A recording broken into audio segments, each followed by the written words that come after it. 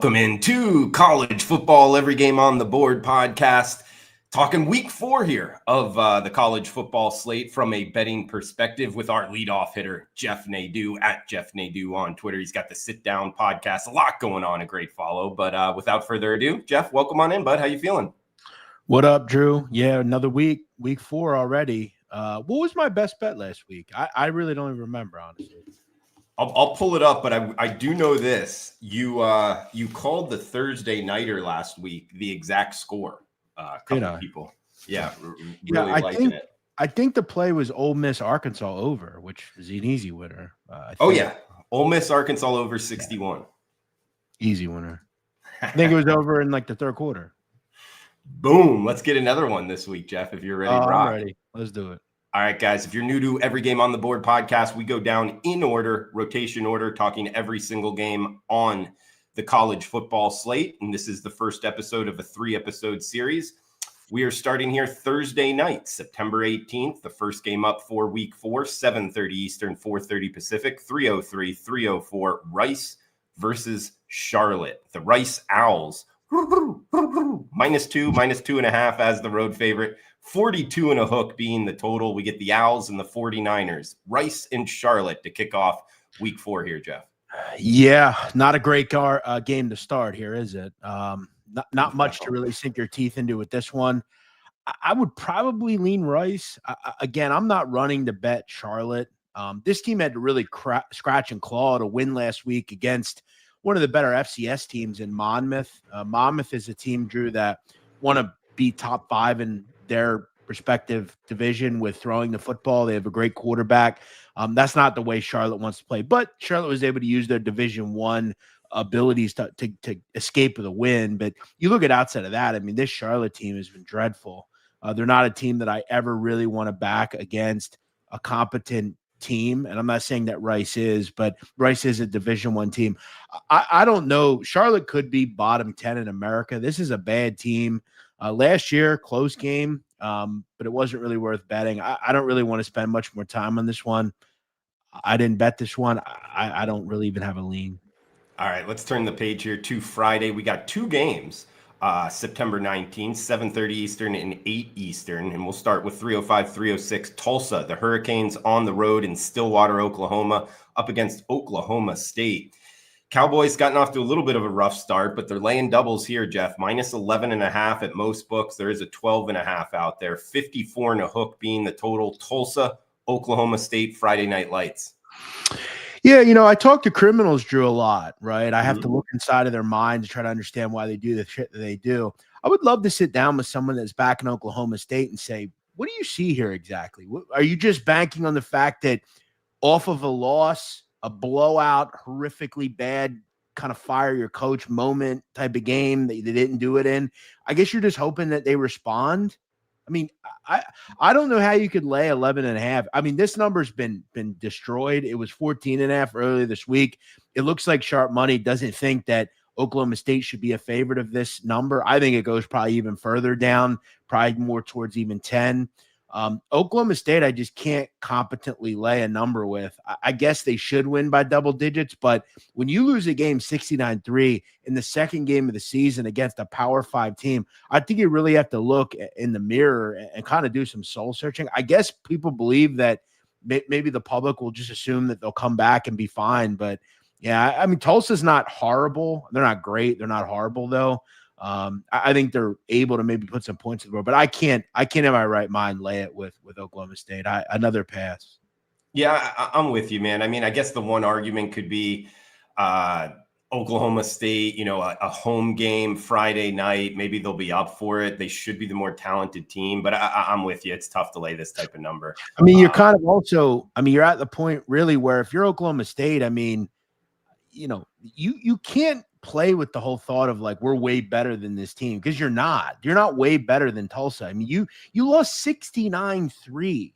It's not like you lost, 41-10. I mean, that, I guess it's no better. It's still a loss, but I mean, it's more 69-3. I mean, that's unbelievable. Throw in the fact, like, they're not going to have their starting quarterback in this game either. I mean, this Haney kid, he's out.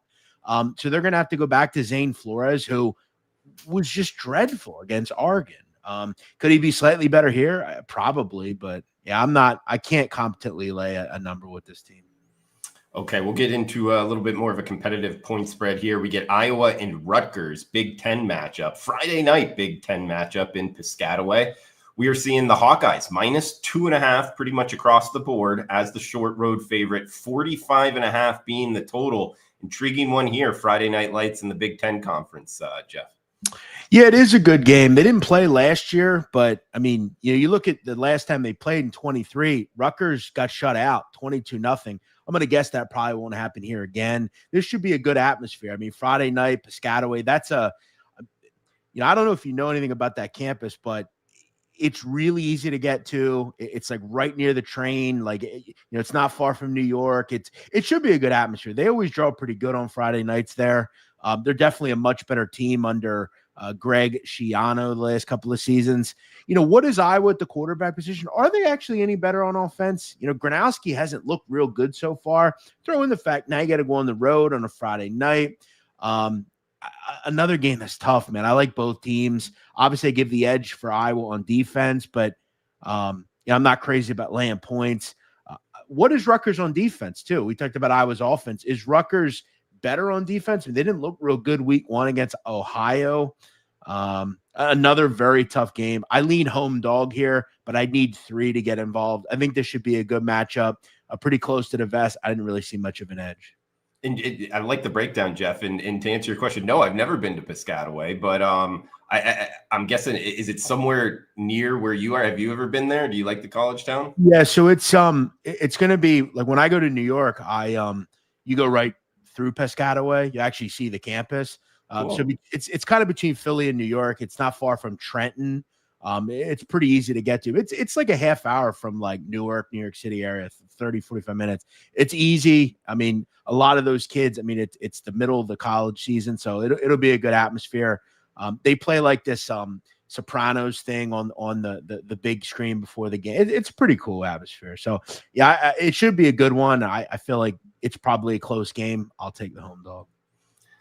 Nice start here on the weeknight slate. We got Saturday, September 20th, top of the card. We're working our way all the way down. Bunch of games this week. Starting here, 12 noon Eastern, 9 a.m. Pacific, 309, 310, the rotation number.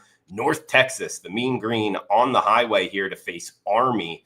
And they're laying a number at most shops, -2.5 or -3, kind of a split line here. That's North Texas, short road favorite, 50.5 being the total. Jeff Nadeau, maybe the best military academy handicapper out there. Army at home, North Texas. What are we thinking here? Clash of styles. Yeah, so I have so much to say on this game. So last year, I've talked to you about this. It's kind of been a running thing. North Texas team totals and overs were crazy. Like Shane, that kid Chandler Morris, like they scored like 70 points every time they played. It was crazy.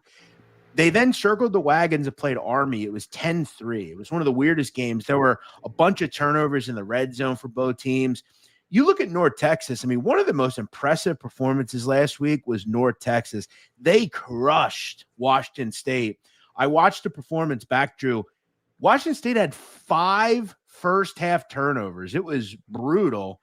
And North Texas just had a bunch of short fields, and they punched them in. That's one of the reasons they won 59-10. You look at the box score, they didn't really do a whole hell of a lot in the second half. They had 35 points in the first half. It was just a dreadful performance for Wazoo. I'm not really sure why they went to Denton, by the way. But again, I think North Texas wants to be a little bit more balanced this year. I'm not necessarily buying the defensive ability. I think it's more just about getting turnovers and kind of who they played. You look at the one kind of competent offense they played outside of Washington State. They gave up 30 to Western Michigan, barely won that game.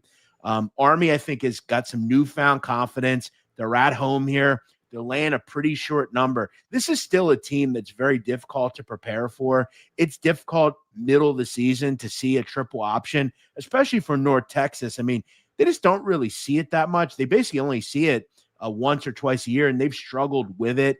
You look at last year, again, didn't necessarily struggle to stop it, but just couldn't put any points on the board.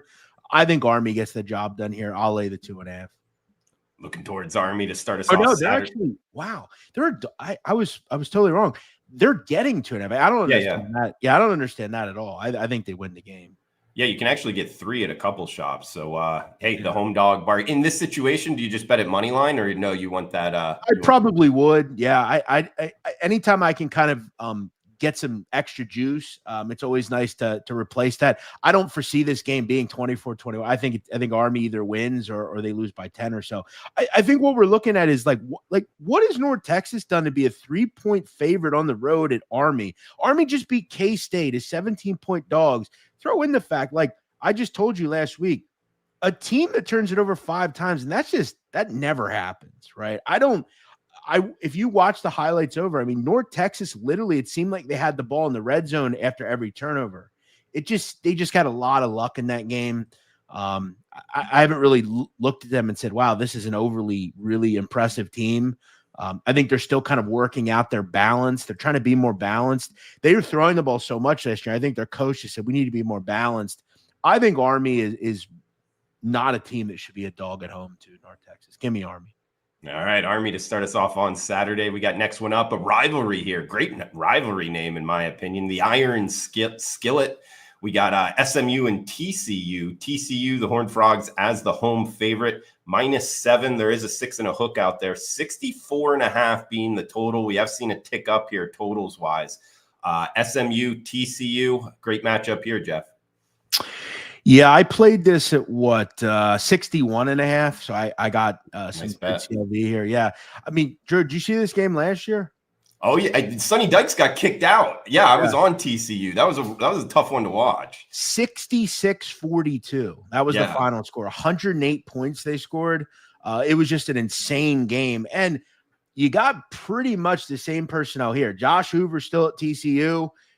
Kevin Jennings still at SMU. I have marked it down, and I remember saying as it came into the year, SMU not as potent defensively, don't have a good as a defensive line. Secondary is kind of on their back foot a lot. I'm not sure that TCU is any great shakes defensively. You look at last season, I think we're like 65th nationally in scoring defense. Weren't anything special.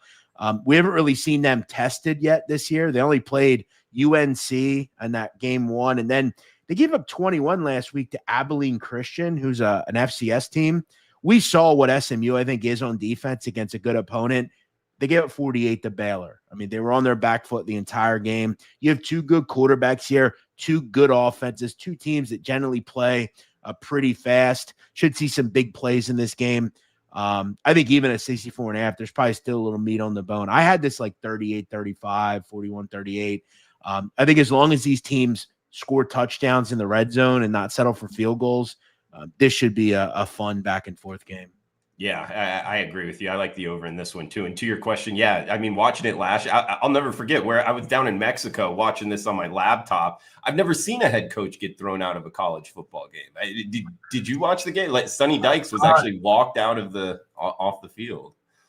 Yeah, it's rare you see it. I mean, but again, I mean, look, some of this officiating can really annoy you, I feel like. I mean, some of the ways things go. So I guess it's not crazy. I mean, you see it more in like basketball, obviously, but Dykes is, he get a little hot sometimes. So yeah, I mean, it was, I mean, not only did he get a little hot, but the score was on fire. It was just wild back and forth game. You look at the last few between these two. I mean, 66-42. They did have a 34-17 in 2022, 42-34, 2021, 42-34.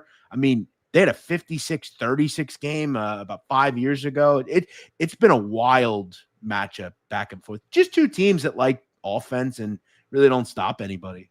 Yeah, for sure. So looking towards the over, SMU, TCU, early kicks here on Saturday. We got next one up, 3:30 Eastern, UL Lafayette, the Raging Cajuns, going on the road here against Eastern Michigan. -2.5 as the road favorite. That is Louisiana as the road favorite. 50.5 being the total. UL Lafayette, Eastern Michigan, Jeff.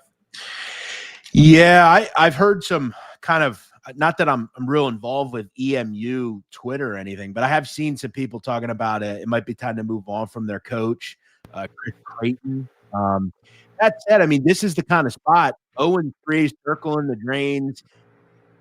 The time you generally want to back EMU is as an underdog, but I mean, it has been a hard ask to back this team. I mean, they've lost They lost 52-27 at Texas State, lost outright against LIU Brooklyn. I mean, that shouldn't happen. And then, followed it up, gave up 48 to Kentucky. I mean, Drew, that Kentucky offense is not good. They should not be scoring 48. I think EMU is bad. I think before the end of the season, Creighton probably gets the axe. I would lean ULL. It's not a game I'll be betting on. This is not a real good ULL team either. This is a team that lost to Rice first game of the season, got blown out last week by Mizzou. You look in that game, Drew. This was the stat line for the ULL quarterback, Daniel Beal, 1 for 8 for 5 yards. Backup came in. He was 1 for 6. So they were 2 for 14 for 4 total passing yards. This was ugly. So yeah, 2 teams I have 0 interest in. I'm good on this one. Yeah, it's tough to bet that passing line and lay points. I mean, how is that truly possible in a game? I mean, you were a quarterback, Drew. I mean, 4 total passing yards in the entire. How do you not just hit like a slant at some point and get 10 yards? I mean, yeah, it makes me think like it's one of those situations. I mean, if you got a Division I scholarship as a quarterback, you have enough talent to throw the football in a vicinity. It makes me think that your offensive line just can't block the defensive but again, Drew, the game was at one point like 50-10. Like when you're in garbage time, like they were facing second stringers and they still couldn't pass the ball. Right. So yeah.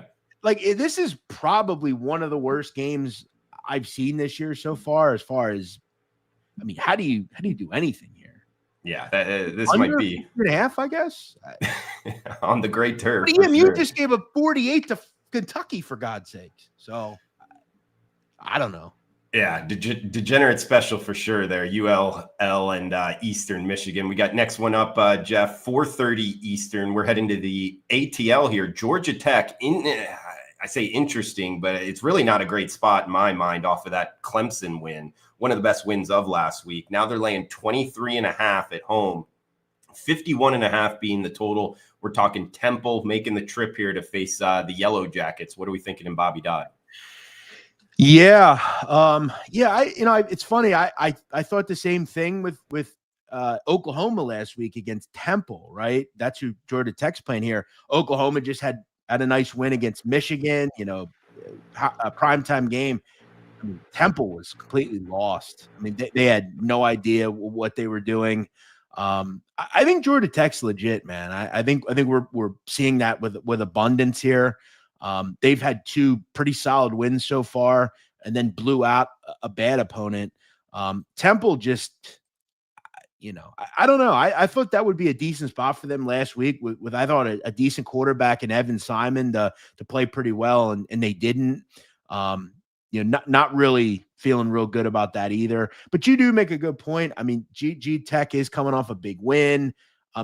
You generally don't have these type of numbers with Georgia Tech. They're not exactly Alabama or LSU where you have to lay 24, 27, 28. It's kind of a hunter becoming the hunted, or hunted becoming the hunter. It's a little high for me, but I don't really have any interest in Road Temple here. I think Georgia Tech probably wins, 38-17 or 41-10. I think it'll probably be right there where, you're kind of on, like it's a 30-point game and you got to worry about some sort of backdoor. So we got 3:17, 3:18 up next, 3:30 Eastern. It's North Carolina at Central Florida. So UNC, UCF, 47.5 being the total, mostly -6.5. That's UCF as the home favorite. There is a -7 out there. Big coaching matchup here. Bill Belichick going on the road to the bounce house, facing Scott Frost and the Knights here. Orlando, Florida, going to be hot. What are we thinking? Can North Carolina kind of bounce back here? UCF, I guess, off to a decent start, but really haven't faced too much. What are we thinking North Carolina and UCF, Jeff?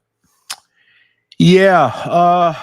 So every week I try to find, a team that's like a 5 to 8 point favorite that I think can win. I didn't understand this number. Maybe I'm just crazy, but like, what has UCF done to be 7-point-ish favorites? I don't understand. I mean, I guess like UNC, look, they didn't look good week 1, but I remember Clemson looked terrible in week 1 last year and went to the college football playoff. I'm not telling you that UNC is going to do that, but what have they done since? They followed it up and beat, one bad FBS team and shut them to 3 points and beat up a decent FCS team last week in Richmond. I don't know that I understand this number. I'm not in love with UCF's quarterback by any means. I don't think they've really done anything that impressive. Barely beat Jacksonville State in week 1. I think UNC wins this game. I'll take the money line. All right. UNC, Bill Belichick going into the bounce house, winning outright. Like it, Jeff, going out on a limb here. We got UNLV and Miami of Ohio up next. This one kicking us off 12 noon Eastern kick. We get UNLV -2.5 as the road favorite, 48.5 being the total. And to Miami of Ohio, UNLV facing a MAC opponent here. What are we thinking UNLV, Miami, Ohio, Jeff? Yeah, it looks like, the sharper money, which again, when I say sharper money, up until today, we're recording, the only money that's being bet on these games are by sharp people. All the squares will come in Friday, Saturday. That's when they're betting. So the early money gobbled up, 4, 4.5, 3.5, even 3s. You're now down to 2.5. So if you like UNLV, you think they're kind of want to take that glitzy, glammy team that's definitely better offensively. You probably want to play UNLV at this point. I'm not so sure. This is a weird matchup, though. Miami, Ohio has kind of looked poor against kind of higher end athletic teams, which is what UNLV is, but they're not like a Power 5 team by any means either. The number's gone on Miami O. DeQuan Finn should have some success here against a UNLV defense that's not great. I wanted Miami O, but unfortunately, we do the show on Wednesday, and that number's gone. I would need 3 or more to get involved with Miami, but I think they get the job done here. Yeah, we'll see if it comes back to the 3. It's 2.5 across the board. We got BYU and ECU up next, 7:30 Eastern in East Carolina, 49.5 being the total. The Cougars laying 6.5 across the board as the road favorite, going most of the way across the country. BYU laying a number at ECU, Jeff. Yeah, so this is a big move. This number opened 9.5. Sharp money was on ECU last week against who'd they play? I think Coastal Carolina. Yeah, shut them out 34-0. It was a big sharp play. It was an easy winner for the Sharps. They're again on ECU this week. I grabbed this one at 7.5. I was okay with that number. I was still above 7, which is where I was happy with. 6.5. Obviously, you're not getting as much, but I think the thought is ECU believes they can win this football game. And I, Drew, have kind of an intimate look into ECU. I've done a radio hit with them, Pirate Radio down there in Greenville for like 5 years now. This is a game they have had circled, and this team has had circled. This is a big game because they kind of look at BYU as kind of a national team that's, BYU's had some really good players over the years. This is a team that's a nationally known team. ECU is kind of the smaller, Southern United States type of team, but they have a good quarterback in Caton Hauser. This defense has played well. They believe they can compete in this football game. And, what's interesting is these teams played each other back in 2022. Puka Nacua was at BYU, and ECU beat them 27-24 in Provo. It was a big win for ECU. I've liked what I've seen from this program. I thought anything above 7 was a play. I grabbed the dog here at ECU. All right, look towards the Pirates at home. We got a big one here Saturday night in Hard Rock Stadium. I believe College Game Day will be there. It's Florida and Miami. 51 being the total, -7 and a hook. That's the Hurricanes as the home favorite. A lot of people talking Billy Napier, the seat heating up again here. I don't know, Jeff. 7.5 Miami at home. I think it's short, but at the same time, I think Florida is a little bit better than the market thinks. What are your thoughts here Saturday night in South Florida? I kind of thought that myself, but I just seemingly see the same team every week, just kind of drabby. His buyout's big from what I remember. You might have to just bite the bullet. Drew, are you aware of what his record is at Florida? Do you know? It's not very good, but at the same time, Jeff, it's arguably the toughest schedule at any head coach in his tenure, But again, 3 games every year, you're going to play nobodies, right? 20 and 21. I mean, that's his record at Florida. It's not good enough. It just isn't. Yeah. Florida is a team who, I mean, they had arguably the greatest college player of all time at one point. I mean, they've had Urban Meyer as the coach there. I mean, I just feel like you can get more with. I just thought it was a bad hire. I like Napier. He should at the highest level be at like maybe a lower end Big 12, like a Houston or something like that. To be at Florida, it's just if I'm Florida, you know what I would do? I would get rid of Billy Napier. I would throw the kitchen sink at John Gruden. That's what I would do. I think John Gruden would attract. John Gruden is a hell of a football mind. I think he would attract these young kids. I just think he'd be very good as a college coach. But at any rate, yeah, I'm not interested in Florida. I was excited about this team. I thought this was a group that could maybe make the playoff. I know the schedule was tough, but I was excited about Lagway. They made some real strides over the last 7 games. Their defense was really good towards the end last year, but it just seems like the same old stuff. Can't, move the football. And again, one of those games was against South Florida. And for as good as South Florida is, you shouldn't be losing to them, Drew. That should be an automatic W. Okay. I can understand not covering, but you can't lose to them. You look at last week. I mean, LSU's no great shakes on defense. He only managed 10 points in that game. Do I think that they're going to do any better against Miami, who, I mean, Drew, is Miami the best team in the country? They could be. Yeah. It might be. I mean, Carson Beck looks probably to be your Heisman favorite right now.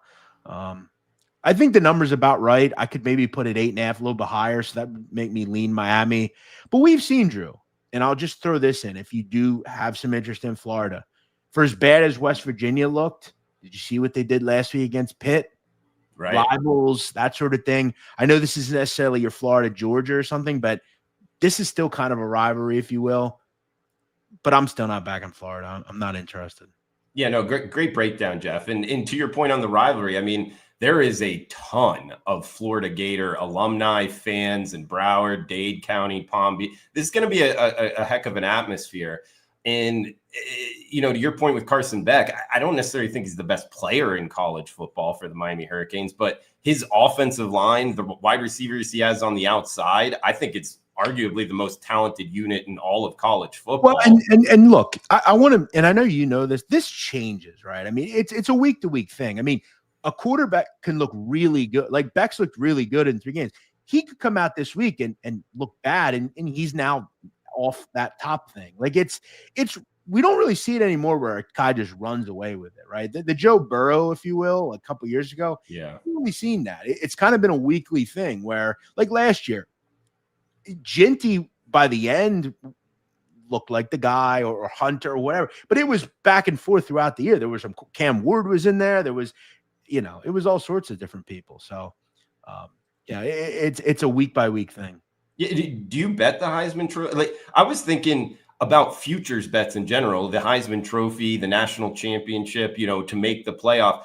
You kind of want to enter when nobody's talking about it. You don't want to be kind of betting on the favorite in week 4. You want to wait until he has a bad game and then you kind of jump on. That's and I've always been, when I look at futures, one of the reasons that I've had success in college basketball, for instance, is in my career of doing this, 15-ish years, I've had 4 or 5 teams at like 100 to 1 or higher, where I'm trying to find a team to just make the tournament. Like, I know they're a lock to get in. So let's say, for instance, like San Diego State this year coming into college basketball, I'm very high on. I think they will make the tournament, high level. I think they're a top 25 team. I mean, 200 to 1 is too high on them. It just is. Now, I don't know, and I don't believe that they're going to win the NCAA tournament, but all I need for them to do is get to that tournament. If they win a game or 2, then I can sell that ticket and make a nice profit off of it. College football is a little bit different. There's obviously not as many teams. There's not as many opportunities. But when we look at like the Heisman right now, your favorite's going to be Carson Beck, John Mateer. They're your favorites. Mm-hmm. See, like I bet John Mateer like a while ago. It was like 40 to 1, I think, on John Mateer. So, obviously I got good with that, but yeah, I'm going to wait. I'm not going to bet Dante Moore now. Dante Moore, people are really high on him. I'm going to wait till he like goes and loses to Penn State or something, or something like that. I would look at like right now in the market. I'm trying to think, a guy like Haynes King, Yeah. a guy like that, Josh Hoover at TCU. I mean, that he's going to put big numbers up. I think they have an opportunity to be kind of an interesting team in the Big 12. Sawyer Robertson, Dampier at Utah. He'd probably be my favorite, Dampier. If I had a favorite future, I think Utah wins the Big 12. I think they'll make the playoff. 20-1 is a good price on him. Sure. And they got a big game this week. Like he might be a good person to jump on now, but even if they lose to Texas Tech, like that you might get even a more plus price on him. And then if they run the table, he would be in the conversation, and interesting, just kind of entry point on those futures. Yeah. I think you also have to real quick. I think you do have to pay attention to numbers, right?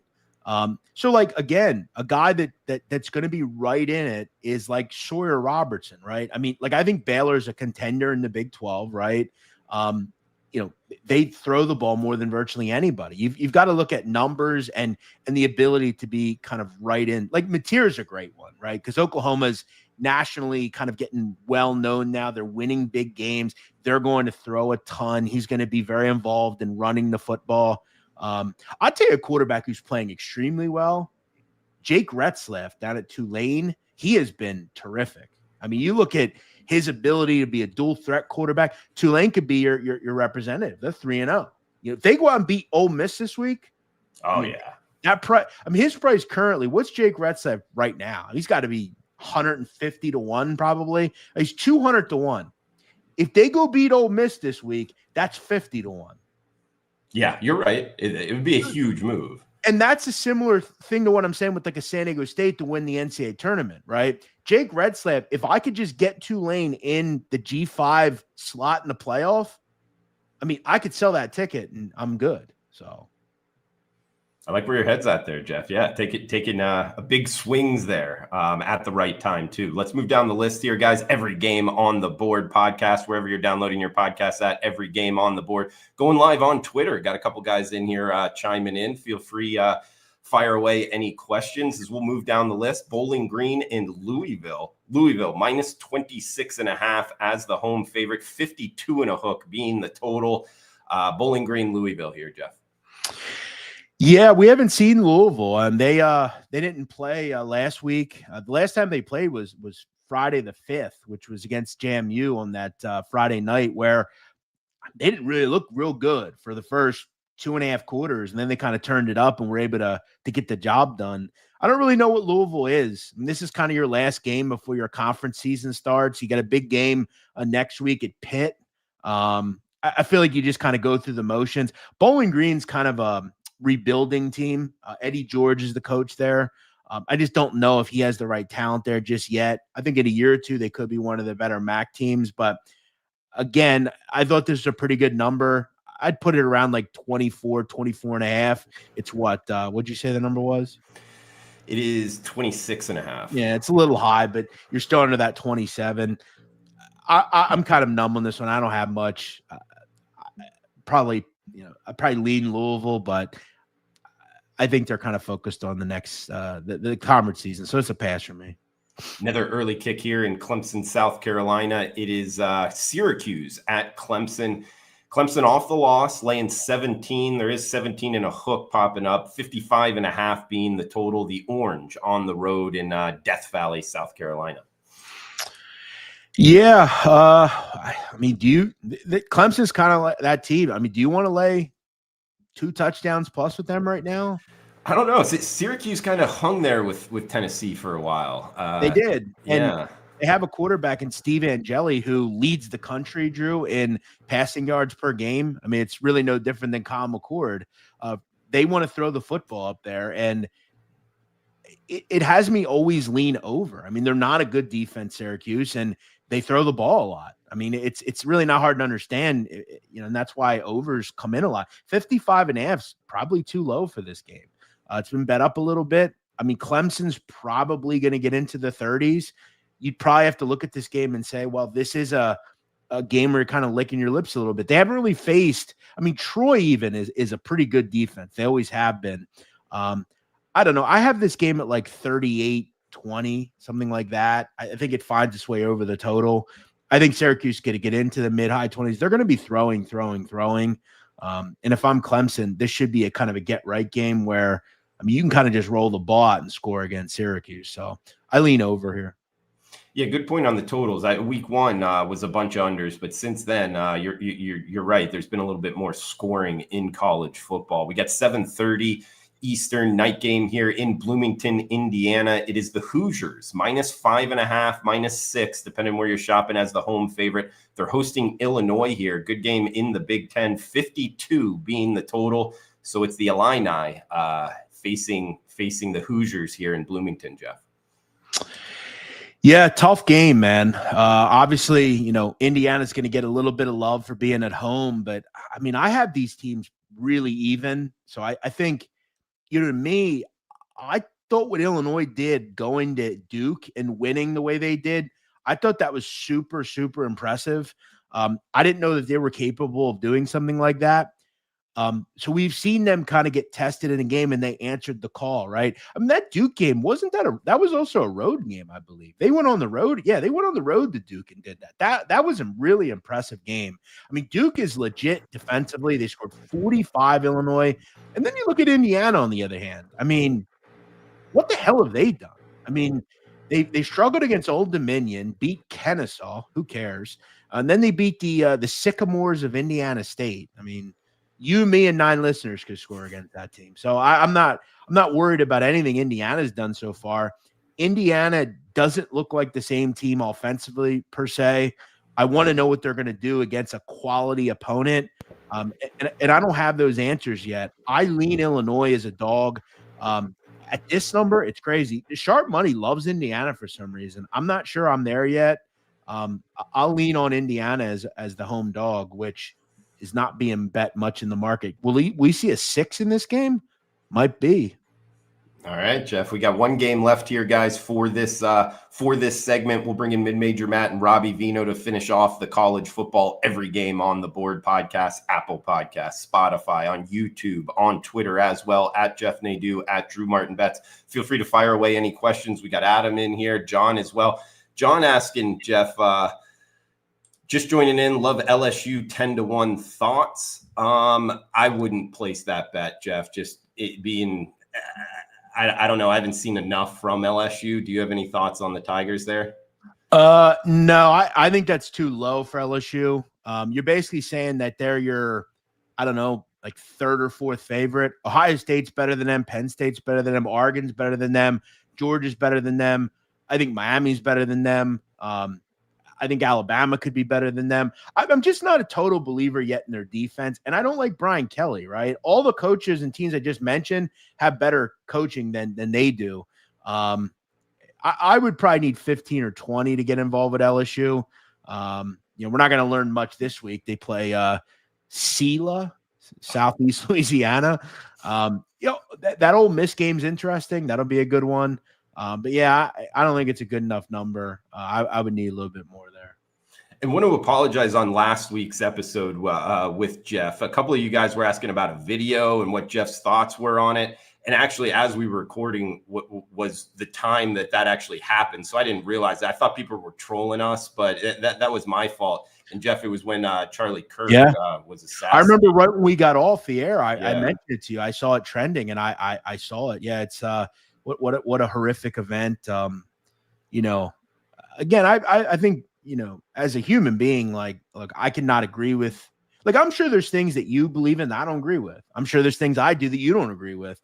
The good thing is we live in America and we're able to make those decisions.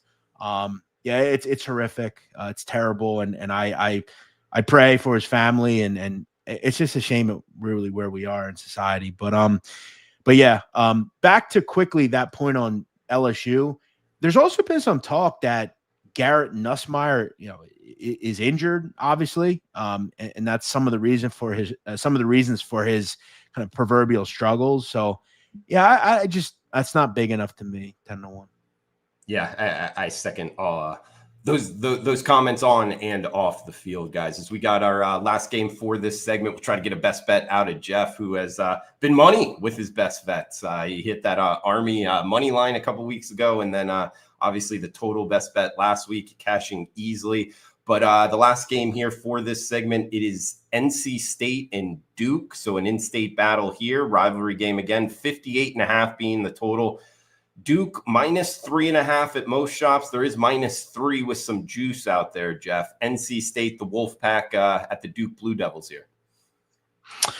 Yeah, I looked through a lot of like metrics, Drew, just kind of where teams are. Nobody has thrown the ball more in America than Duke, weirdly enough. 66% of their plays are passes, which I was surprised to learn. Usually it's, Baylor or Western Kentucky or UAB, but yeah, Duke has been the highest, which is interesting because last year they only threw the ball about 55% of the time. So there are about 11% more plays that are throws than runs. The defense has been, decent, not great. I know NC State can't stop anybody. They have a pretty good offense too. I mean, NC State has struggled in the passing defense this year. It almost really makes me lean Duke. I just think they're the better defense overall, and I think they have a good matchup here against, to me, a pretty bad NC State pass defense.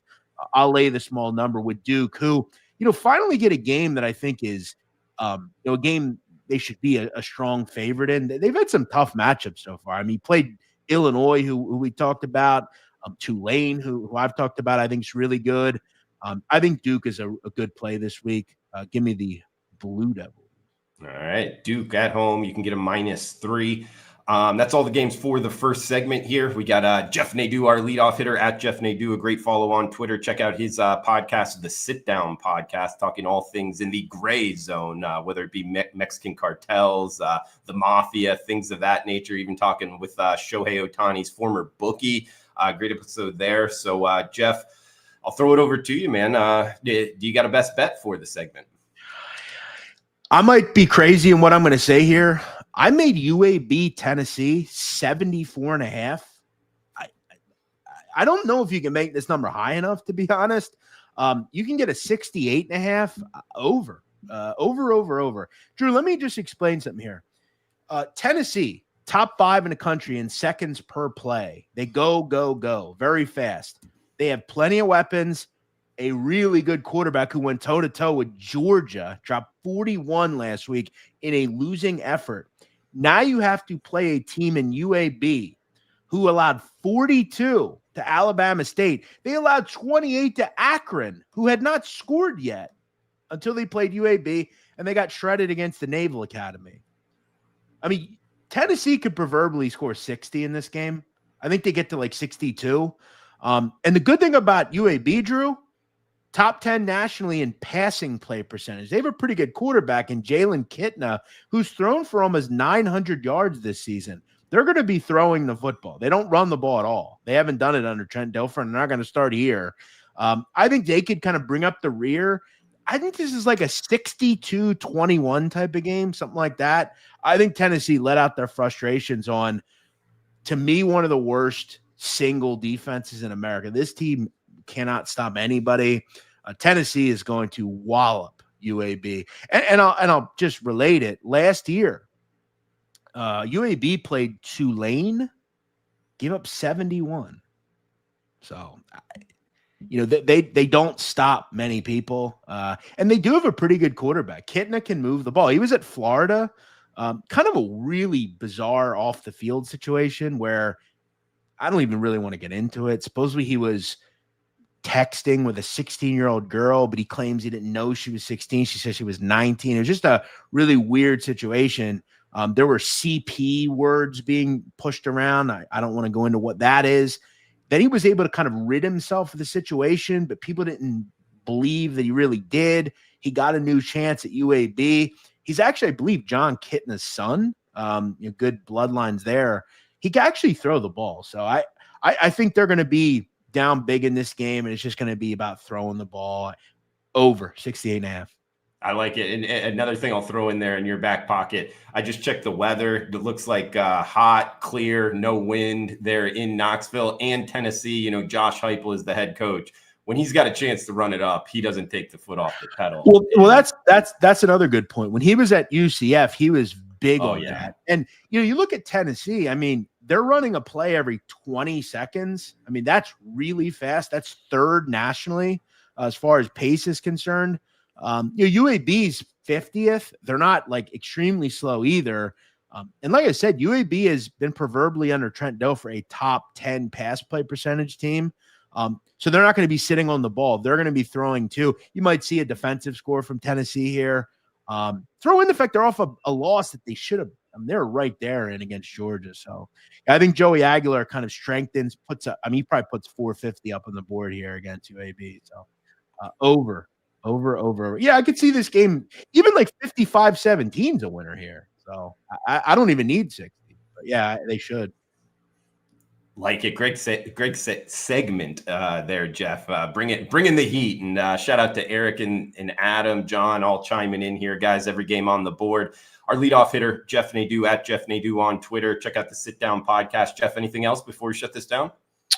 No, I think you've said it all. Another week, like I said, we're already week 4 in college football. So, it's crazy how quick time flies. I was thinking last night, I had a cruel thought in my head as I was laying in bed. I thought to myself, I'm 36. I'm closer to 50 than 20. That was tough.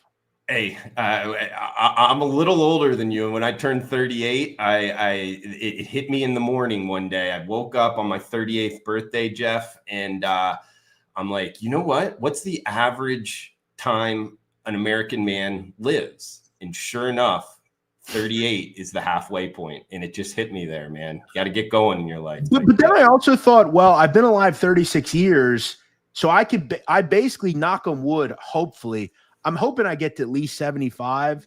So when I think about it, I still have a whole nother life that I've already lived, probably still yet. And they always say, and when I do think about age, I heard someone say something recently, and it really made a lot of sense to me. It's one of the reasons I don't have kids yet, because I don't think you truly learn enough about life until 40. And the quote was, you spend 40 years of your life learning, and then you spend 40 years of your life living all you've learned.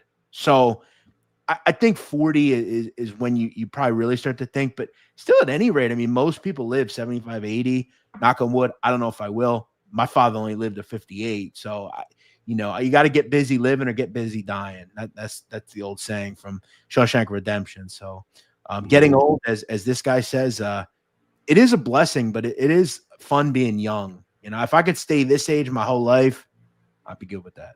Oh, so would I. Yeah, great way to end it. Some good quotes. Not too young, not too old.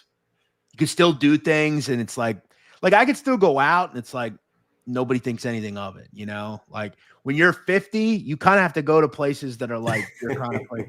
But I will leave you with this, Drew, and this really made me value and say, you know what? If I get older, so I live in an area, right? I live in a city area where it's very Spanish. It's like a 60% Puerto Rican, Cuban, Dominican. And I go out to this place. It's pretty Latin. There's a lot of Latin music. It's pretty Latin. There's a guy, okay, he goes out with all of us. He's the father of like a prominent barber in my town. He turned 72 last week. And I see him out. I bought him a shot. And like, he said to me, like nobody thinks anything of it. He's 72. He sits in the sections with people. He has a great time. He's single. Like, he just has a great time. And I'm just like, you know what? He could do it, so why can't I? Fuck it. Oh, yeah, for sure. When you get to some of the points, I remember being in college, and like when people's parents would come into town, it was like a cool thing to be out with them, Yeah, listen, 50's the new 40, 60's the new 45. So it's all right. We'll be all right. Yeah, you're going to be just fine there. I do what I want to do. I don't worry about what other people think. He's Jeff Nadeau. Great segment here, Jeff. A lot of good information, betting-wise. Leadoff hitter, mainstay on the Every Game on the Board podcast. Appreciate everybody chiming in, listening to the podcast wherever you're downloading it. Follow Jeff on Twitter, at Jeff Nadeau, at Drew Martin Betts, where you can find me. Guys, that does it for this segment. We'll be back tomorrow, finishing off the card. Come back and join us. Until then, cash those tickets. Thanks for tuning in. Enjoy the rest of your Wednesday.